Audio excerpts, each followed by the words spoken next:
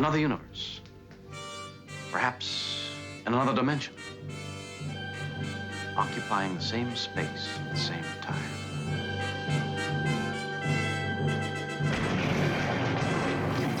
In Alternative Factor, you have two parallel universes meeting, and they kind of cancel each other out. What it means is the ultimate annihilation of the universe is a potential reality. When Kirk and Starfleet are first made aware of the blinking out of existence that seems to happen, they believe it is a prelude to war and attack. They don't know. So they're saying this is the worst case scenario. We have to investigate this, find out, is this something that we can prevent? And if so, we have to do it now, because otherwise our existence depends on it. The concept of dual parallel universes was a huge idea in the 60s. So Star Trek definitely gets points for bringing these giant ideas to the screen. And I'd say that parallel universes, it's not attempted very often. Mm-hmm. And that was typical, though, of Star Trek. Mm-hmm. Star Trek always had the biggest issues possible, whether they were racial ones or societal ones. How did you escape? I was inspecting magnetic communication satellites. You believe me, don't you? Now, the original actor, John Barrymore Jr., he was scheduled to report to work, like on the Monday or whatever. He didn't show up. They had to scramble and find this guy. They got Robert Brown in the end to come in, like on a day's notice. You can see this scraggly beard, and sometimes early in the episode it's thick, and other than the next shot it'll be thin, and then later in the episode it'll be thick again.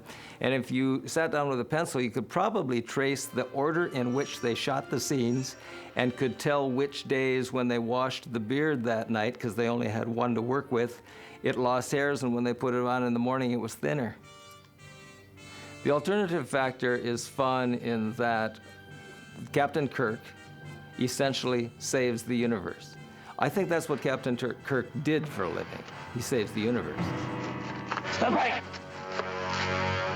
He did it a number of times by himself. It's incredible how many times Scotty was only able to beam up 3 people when there are 4 on the surface, and of course the captain always stayed with his crisis.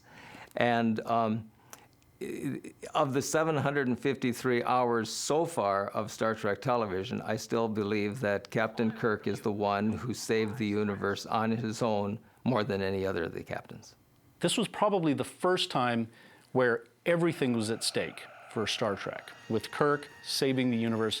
We've talked about it many times before. He's always saving planets, the galaxy, whatever. This is one of the first times where he has to save the universe. And when it comes down to the final fight, you'll notice that Kirk is the one that has to fight Lazarus and put him into the time ship to send him out. Nobody else can do that. That was one of those things back in the 60s. The hero, the main protagonist, he had to be the one that saved the day. Captain, the universe is safe. For you and me. But what of Lazarus? What of Lazarus?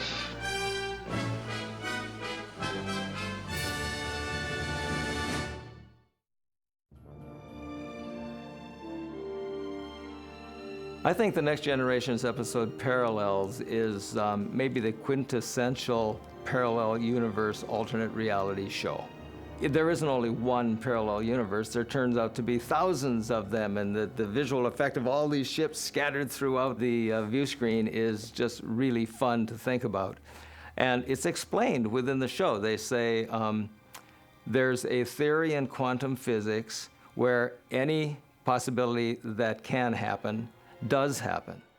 When Worf's shuttlecraft came into contact with a quantum fissure, I believe its warp engines caused a small break in the barriers between quantum realities. Worf was thrown into a state of quantum flux. He immediately shifted into other realities. Parallels was written by Brannon Braga, who, as a lot of fans will know, he loves the episodes that deal with the psyche and the dark side of humanity.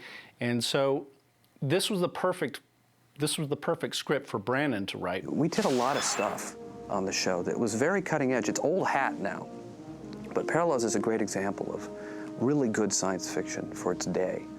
It was where Worf was bouncing between alternate realities and alternate branching realities. And back then it was like, ooh, the whole concept of parallel universes, every quantum physics student knew, and avid readers of science fiction knew, but just had never been depicted on a movie or TV show, so it was very radical. The production crews, I think they enjoy these in some respects because it kind of breaks the mundanity of the show, where they have to think really, you know, outside the starship and get new things, new ideas, and it's just fun from that point of view.